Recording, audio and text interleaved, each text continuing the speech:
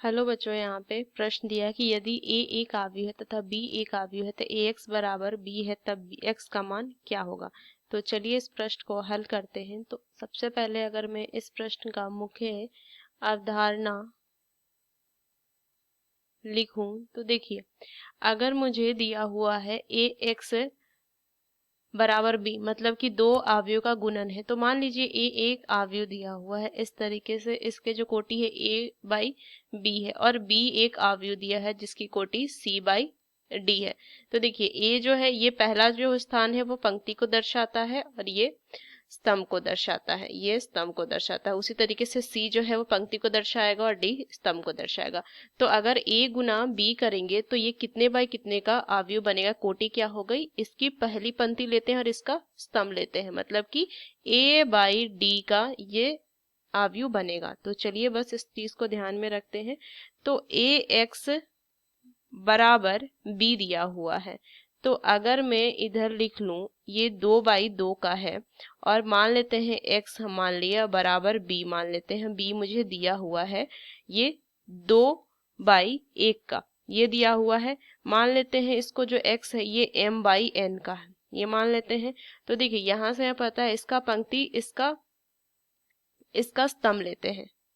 तो यहाँ से क्या हो जाएगा, ये हो जाएगा 2/n, मतलब कि n का जो मान है अगर मैं देखूं तो n का मान 1 आ जाएगा, ये लिखेंगे हम, ये n बराबर 1 हो जाएगा। और ये पता है कि इसका जो स्तंभ होता है इसके पंक्ति के बराबर होता है, तो m बराबर 2 आ जाएगा। तो मतलब कि जो x बनेगा, मान लीजिए ये बन जाएगा 2/1 का, ये बनेगा। तो मान लेते हैं x को हम ये a और b, मतलब दो पंक्ति एक स्तंभ, तो इसके जो अवयव होंगे वो a b मान लेते हैं। तो चलिए इस प्रश्न को बस मैं हल करती हूँ आगे।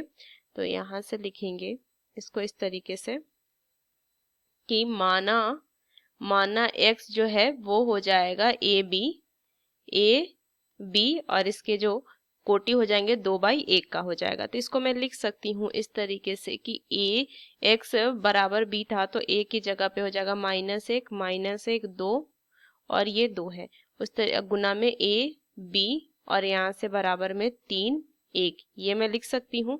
तो देखिए इसको अगर मैं गुना करूँ तो क्या माना जाएगा, यहाँ से आ जाएगा -a जोड़ में 2b, और यहाँ से आ जाएगा 2a ऋण में b बराबर 3 और 1, ये आ जाएगा। तो अगर मैं इसको क्या कर सकती हूँ, ये बराबर से तुलना कर सकती हूँ इसको, तो ये कितना हो जाएगा -a जोड़ में 2b बराबर 3, और यहाँ से हो जाएगा 2 ऋण में b बराबर 1।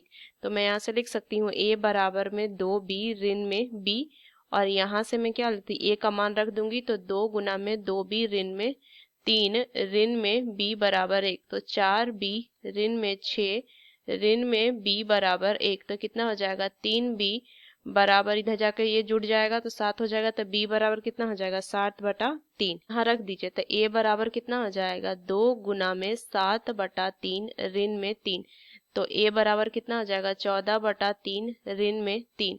तो a बराबर अगर 3 एलसीएम ले लिए तो कितना हो जाएगा ऋण में 9, तो मान जो आ जाएगा वो कितना आ जाएगा 5/3 आ गया। देखिए a और b का मान आ गया। तो x बराबर a b था ही, तो ये कितना आ जाएगा, यहाँ से लिखेंगे 5/3 और ये 7/3। तो इसको मैं लिख सकती हूँ कि 1/3 बाहर ले लेंगे तो ये हो जाएगा 5, और यहाँ से 7 आ जाएगा। तो ये इसका सही उत्तर हो जाएगा, ये इसका x का मान आ जाएगा। तो देखिए यहाँ से कौन सा विकल्प है, ये बी विकल्प इसका सही उत्तर है। तो इस मुख्य अवधारणा का इस्तेमाल करके मैंने इस प्रश्न को हल किया। आशा करते हैं प्रश्न आपको समझ में आया। धन्यवाद।